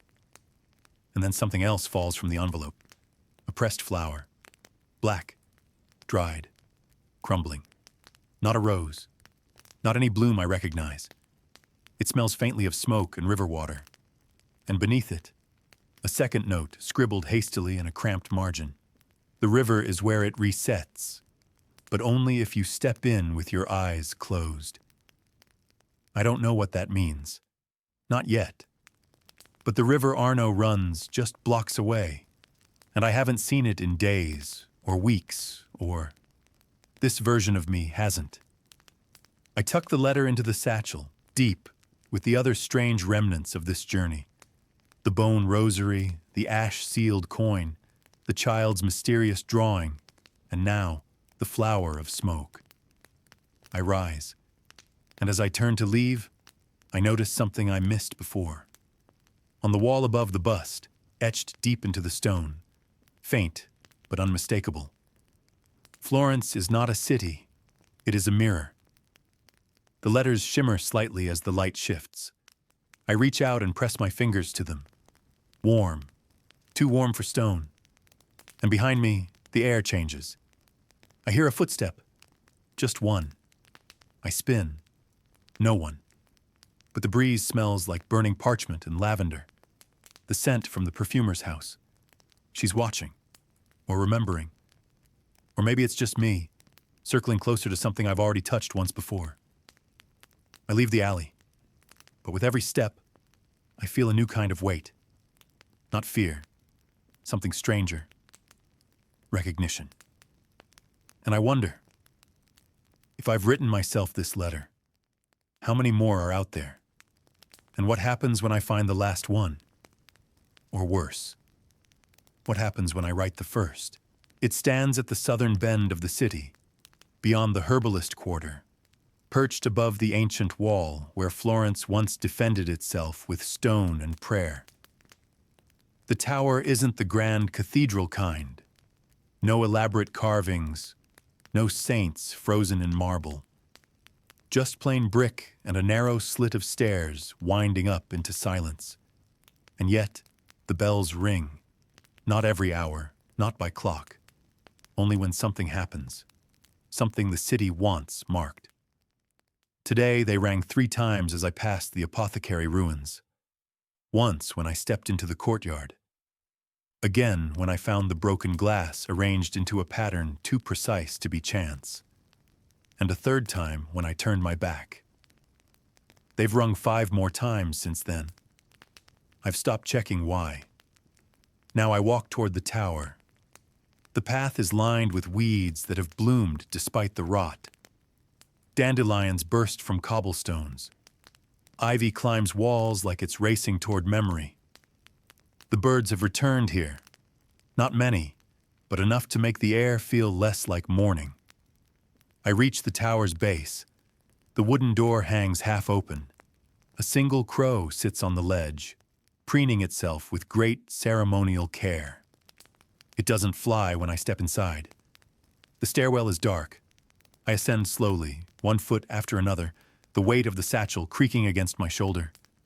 Halfway up, I hear the bell. It rings once, not above me, but below. I pause. Wait. No echo, no reply. I keep climbing. The final landing opens into a small stone chamber. Here the bell rests, enormous, green with age, suspended on rusted iron beams. But the ropes are gone. There is no pulley, no lever, and I am very much alone. And yet, the bell rings. Again. Once. Deep and low. From within. It vibrates through the walls, through my ribs, as if the sound isn't outside me at all. I step closer. There's something under the bell. A circle of chalk. Symbols I don't recognize. Curved lines. Intersecting triangles. 3 dots repeated again and again in a ring. Inside the circle, a stool, and on it, a book. Bound in leather the color of dried blood.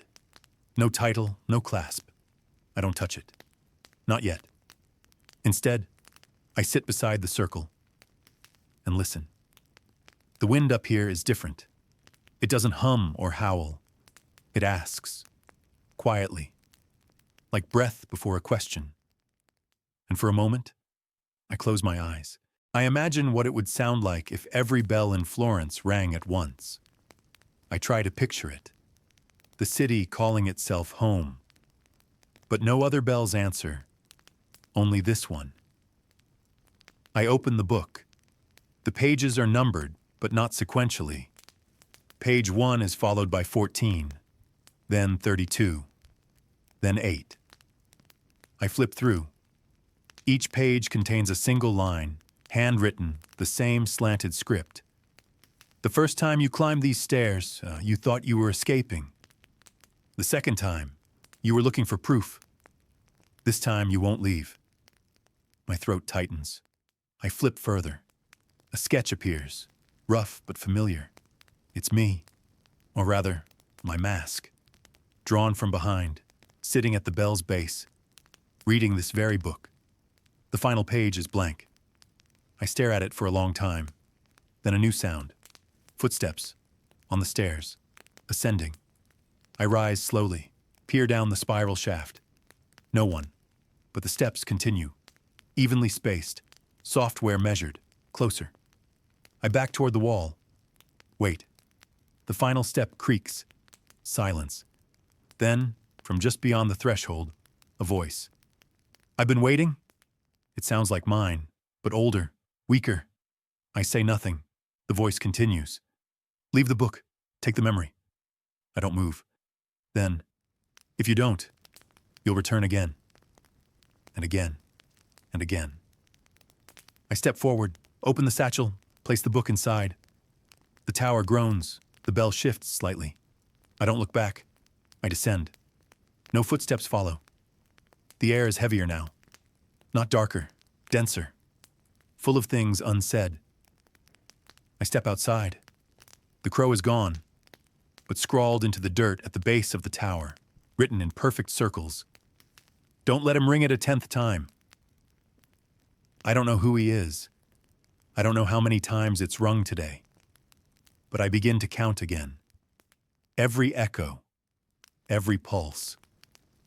Because somewhere, something is marking my path. Not in time, but in returns. It's not on any map, nor mentioned in any guild record I've found. Not even in the margins of the dusty ledger the merchant paid me with in dust and time. But I've seen it before. In a dream, maybe. Or the echo of one. A square room, underground, walled entirely in glass. Not reflective glass, no. Not exactly. The kind that wavers at the edges, as if it's remembering a different version of your face from a different time. I find the entrance by accident, or by design. The apothecary's shell stands mostly as it always has. Arched doorway, columns cracked like old teeth, herb jars lined behind greasy panes. But today, one jar has fallen, shattered. Its contents, a twist of dried wolfsbane, scatter across the tile like spilled secrets. I bend to collect them and find that the tiles beneath aren't level. One wobbles. A trapdoor. Thin, smooth, almost invisible. I pry it open with the edge of my staff. Stale air rises to meet me. Not rot, not mildew, something colder. Memory, chilled. The steps spiral downward, narrow, built not for ease but discretion. I descend carefully, each footstep muffled by the dust that clings to stone like old breath. The room opens without fanfare, a perfect square. Its walls are made of mirror, aged, spotted, edges smoked. But as I step in, I don't see myself. I see others. Each mirror shows a figure, a doctor like me. Same mask, same robe, same satchel. But they move differently. One stands still, head bowed. Another walks slowly in reverse. A third lifts their mask. And where the face should be, there's only flickering flame. I step back instinctively. The door closes behind me. I don't turn to check. Instead, I approach the center of the room. There's no altar, no table, just a shallow basin carved into the floor. Water ripples inside it, though I see no source, no drip, no spring. I kneel beside it, stare into the water. This time my reflection looks back, but it's crying. Silent tears, sliding beneath the mask's beak. I reach up, touch my own cheek. Dry, the reflection lifts a hand too, but holds something I don't. A key, long, brass, toothed like a jagged memory. I blink. The key is gone. So is the reflection. Now the water shows the room behind me. Empty, no door, just glass, just me. I rise, turn slowly. The mirrors still show the other figures. Still, but watching. Each tilts its head at a different angle. One raises a hand, one point. One opens its coat and reveals an empty space where a heart should be. I press my hand to the nearest mirror, cold, but soft, like skin, and the image smiles. The mask splits at the seams, revealing my own face, younger, afraid. Then, flickering, burned away. I stumble back. In the basin, something has risen. Not water now, ash, fine, white, floating in spiral shapes. A message forms, etched in dust on the glass wall behind me. You look too long. Now we remember you. I whisper. Who is we? No answer. Only the echo of breath. But as I move toward the wall again, I see it. A door. Not before, but now. Etched faintly in the glass. Not real. Not openable. Drawn. And beside it, a phrase written in crooked script. Exit only through forgetting. I reach into my satchel, remove the letter from my future self, slide it across the floor. The mirrors ripple, the figures tremble, then still. The drawn door pulses once. I step toward it, and the moment I do, I feel lighter, as if something just let go of my name. I blink. Now the room is empty. No mirrors, no water. Just me, standing in a dark stone square. And the trapdoor above, open again. I climb out, breathless. The apothecary is unchanged. But behind the counter, something new waits. A key. Brass, toothed like memory. The one from the reflection. I take it. Hold it tight. The metal is warm, not with sun, with recognition. The moment I tuck it into the satchel, the apothecary bell rings, and I realize I've just been added to something. A ledger I didn't write, a reflection I didn't authorize. And I wonder, what happens when a mirror remembers better than I do? He's sitting beneath the arches of a crumbling bridge near the river, one foot in the water, the other dangling over dry stone. I almost don't notice him at first. He's too still, too much a part of the scene, like ivy or shadow. But as I pass beneath the arch, I hear the scratch of charcoal on parchment and pause. He doesn't look up, just keeps drawing. His paper is torn from old books, ledger backs, discarded hymnal sheets, a page from a sermon I once heard shouted through cloth in the Duomo Square. But he's not writing prayers. He's drawing maps, dozens of them, all strange, all familiar. I crouch slowly beside him. Cartographer? I ask, gently teasing. He shrugs. I don't know what that is. I glance down at the map he's working on. At first it looks like Florence, but not quite. The streets are too narrow. The buildings are arranged in impossible shapes. Some stretch like ladders into the sky. Others spiral downward into what he's labeled below city. A canal runs sideways along the edge of the parchment, ending in a door with no wall attached. Where is this? I ask. He points. Here. I study it closer. But that's not Florence. He shrugs again. It is when no one's watching. I sit beside him. He hands me another sheet. This one is rougher, older. It shows a house I recognize. The bread house. The same crooked chimney. The shutter that hung slightly wrong. The courtyard with the rosemary bush growing out of stone. But beneath it, stairs, drawn in thick black lines, descending into something called memory cellar. Have you been there? I ask. He nods. I don't remember stairs in that house. You weren't supposed to. I look at him properly now. Barefoot, shirt too big, charcoal smeared on both hands. But his eyes are old. Too old. How long have you been drawing these? He doesn't answer. Instead, he unfolds another sheet and hands it to me. It's a map of me. Not Florence, not buildings. Me. Stick figure, yes. But surrounded by little symbols. A cat, a bell, a key, a mirror. Each placed precisely. And above it, a word. Keeper. What does this mean? I ask. He leans closer. You're building the city. What? He taps the map. Piece by piece. Every place you remember adds another wall, another stair, another door. I'm not building anything. He tilts his head. Then why do they keep following you? I don't ask who they are. I already know. The priest who vanished into his own confessional. The woman who asked me to keep her life in a box of velvet and ribbon. The merchant who paid me in dust. The horse with no rider. Each one, a cornerstone. Why me? I whisper. Because you're the one who still listens. He pulls out one final map. It's different. Blank.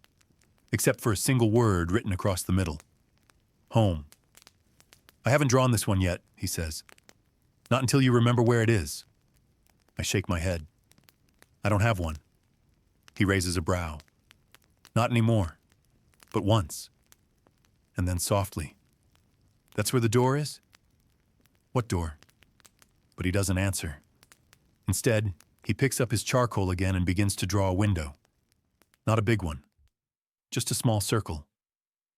Through it, I see a square with a fountain. A cat on the edge. A curtain fluttering above. I've been there. Twice. Maybe more. I look down at the drawing in my hands. The one of me. The stick figure is now pointing. To a corner, to a tower. But it wasn't there before. A bell tower sketched hastily. And beneath it, stairs. A line labeled Descent. What's under the tower? I ask. He chews his lip. It's where the city forgets itself. Then, it's where you'll leave something behind.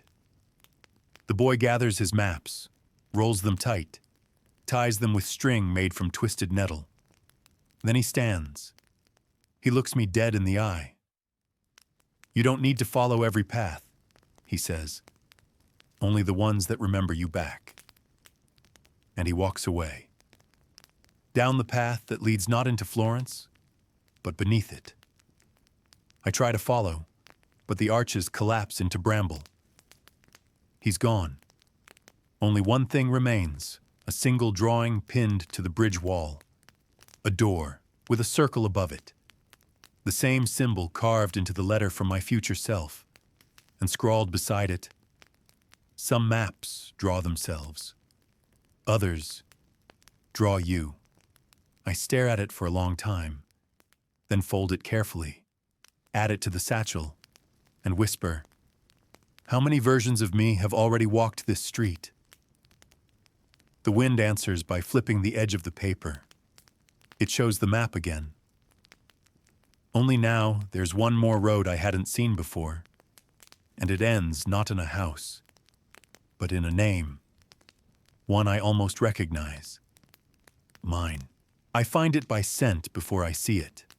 Rosemary, roasted garlic, warm oil, and bread just out of reach of burning.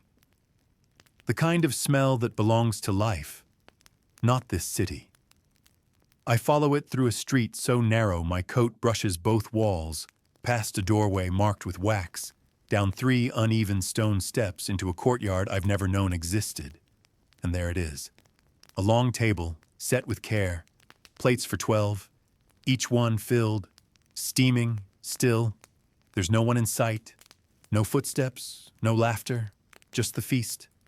Olives, meat glazed in honey, root vegetables with sprigs of thyme, bread cut into perfect rounds, wine in stone cups, a pie whose crust bears a latticework of interlocking thorns. None of it looks abandoned. It looks prepared for someone or something. I step closer. At the head of the table is a card. No name, just a phrase. "You've been here before.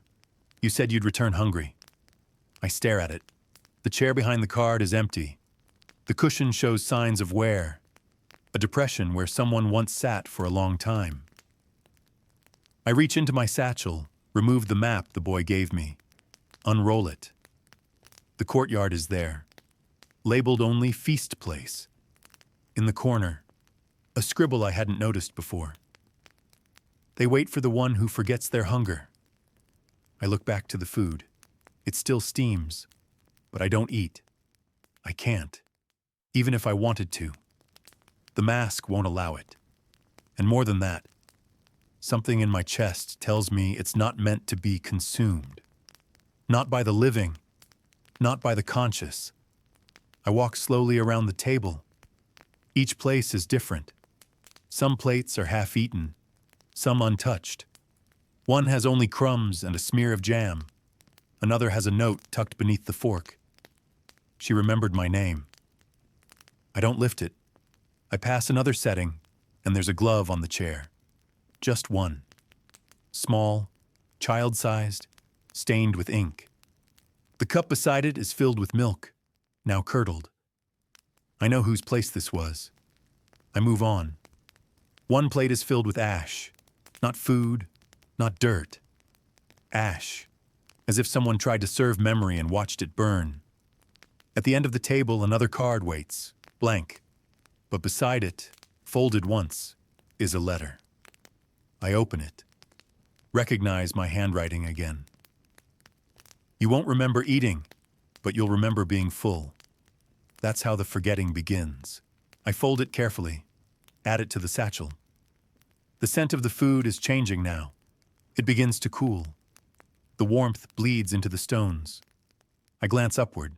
A window opens above the courtyard. A face peers down, just for a second. A woman, I think, or a shadow shaped like one. She nods once, then disappears. The shutter closes. I take one last lap around the table, and then I see it. A 13th chair, pushed slightly back from the rest. Not dressed like the others, no plate, no cup, just a mirror, cracked down the center, propped where a face should be, and in it, my reflection, but blurred, smudged at the edges. I step back. Something inside me says, "Don't sit. Not yet. Maybe not ever." I leave the courtyard the way I came. At the steps, I pause. The scent of thyme clings to my coat. The wine has begun to sour in the air. And on the wall, newly etched, "A place is set for you, even if you never arrive." I turn the corner, and behind me, I hear the soft scrape of a chair being pulled back into place, and a whisper that could have been wind or a blessing. or a memory I wasn't meant to carry. Eat before you forget why you came. It's not supposed to be there. It appears at the edge of the paper district, where the ink sellers once plied their trade, their fingertips stained black with poems they never wrote. The street curves oddly now, tighter than memory allows, like Florence herself is pulling into herself, preparing to vanish. And then I see it. A door set into a wall I don't remember. It's tall, wooden but too smooth, too unweathered to be real.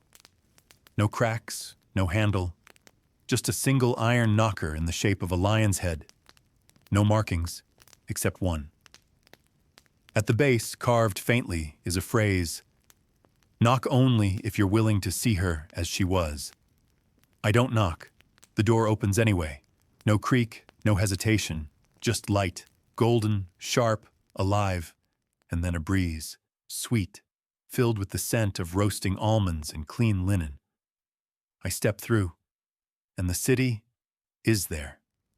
Not Florence as I know her now, but as she was, whole, alive, every window open, every doorway spilling with laughter and the clatter of lives being lived.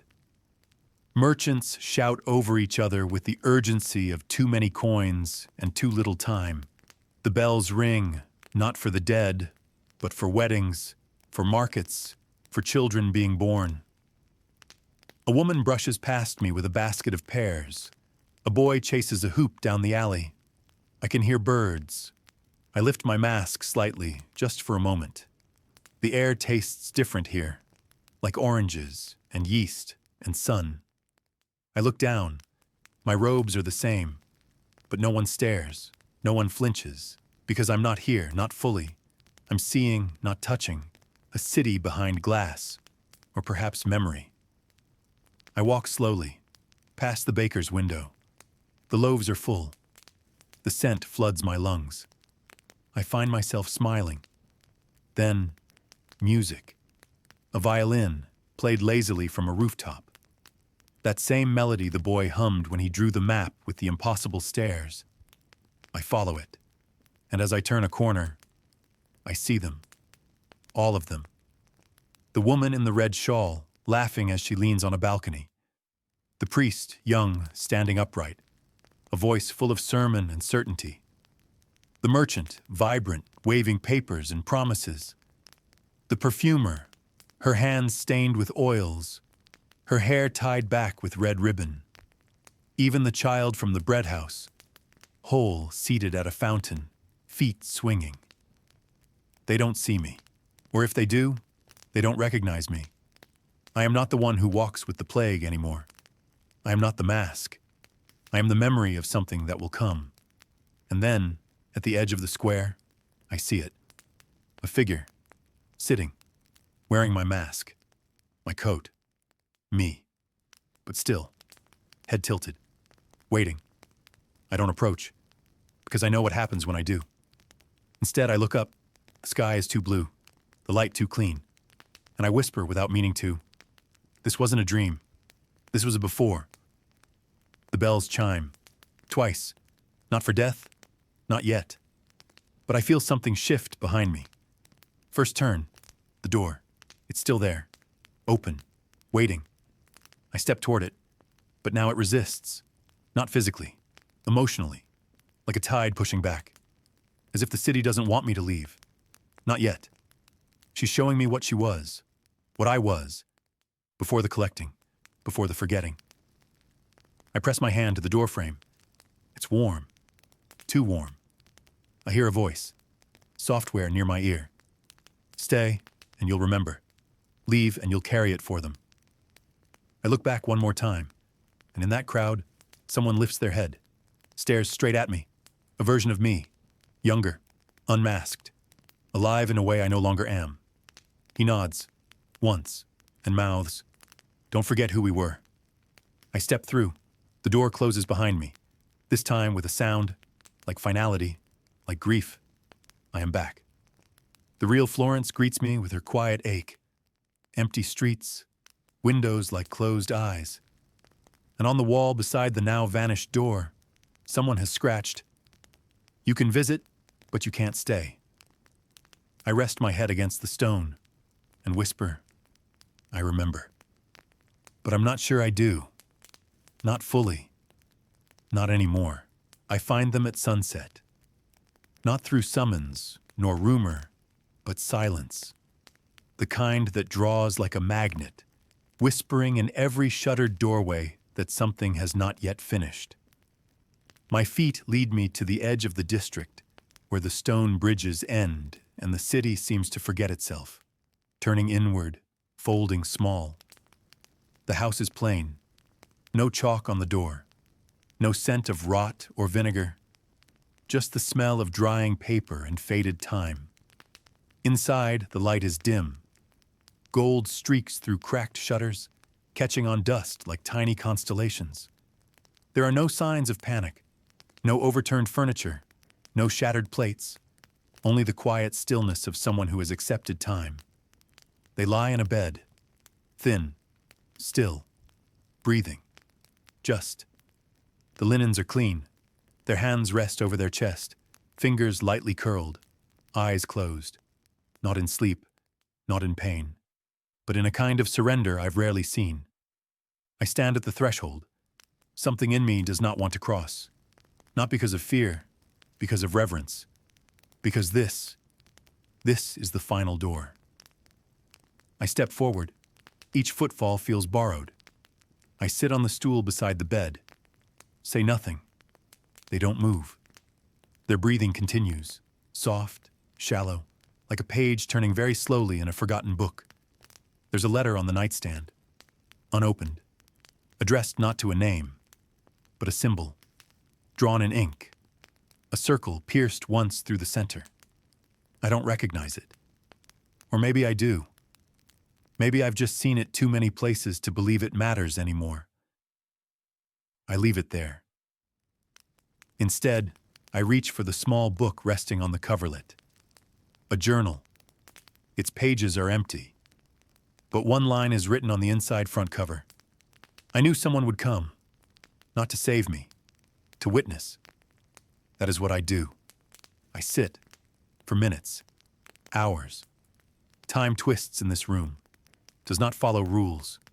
Does not knock. Outside, a bird sings. The first I've heard in days. Or longer. The patient's hand shifts slightly. Just once. Toward mine.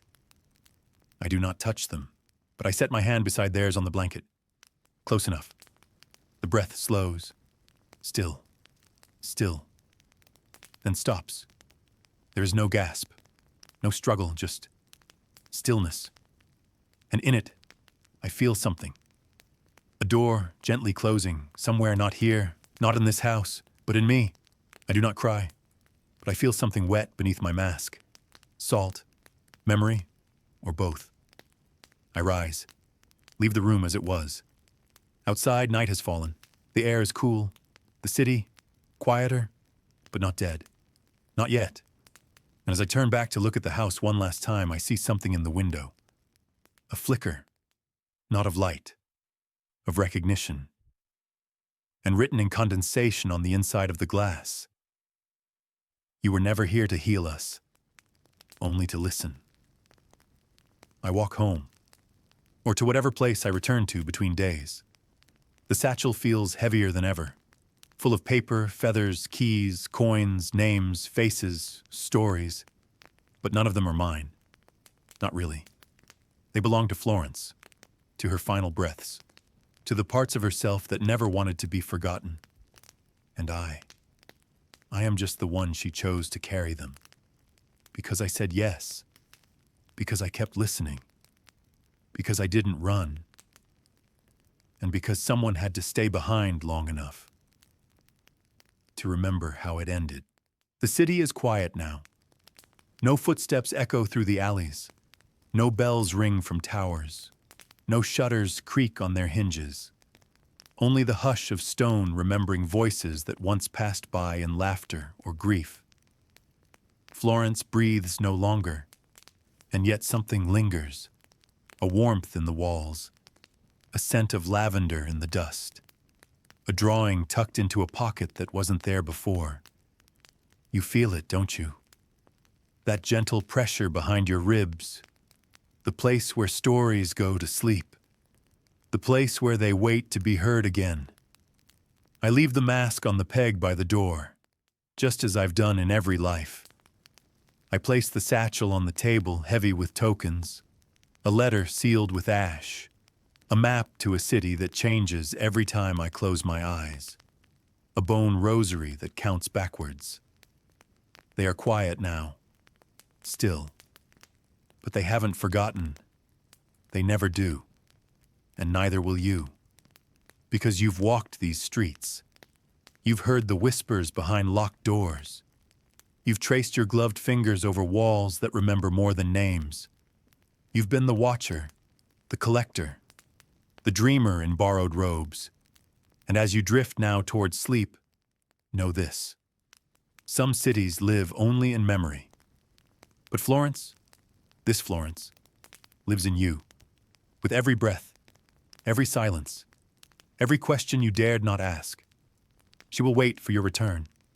She always does. And when you hear that soft bell ring in your dreams, only once, never twice, you'll know exactly where you are. You've been there. Now come back slowly. Breathe in. Breathe out. The story has ended, and you were never alone.